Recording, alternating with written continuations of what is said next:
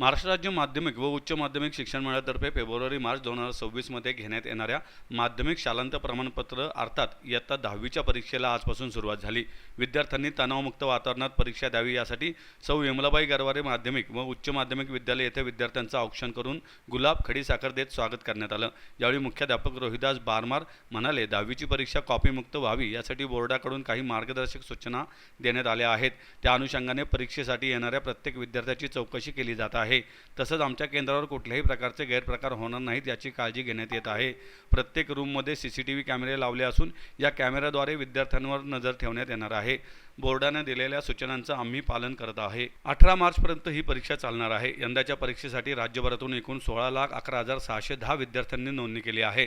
त्यामध्ये 8,64,480 मुलं, 7,47,136 मुली आणि 12 पारलिंगी विद्यार्थ्यांचा समावेश आहे। परीक्षा सुरळीत आणि पारदर्शक पद्धतीने पार पाडावी यासाठी राज्यात 4,999 मुख्य परीक्षा केंद्रांची व्यवस्था करण्यात आली आहे। गैरप्रकार टाळण्यासाठी विशेष उपाययोजना आखण्यात आल्या आहेत। त्यानुसार परीक्षा केंद्राच्या 500 मीटर परिसरातील झेरॉक्स दुकाने तात्पुरती बंद ठेवण्याचे आदेश देण्यात आले आहेत।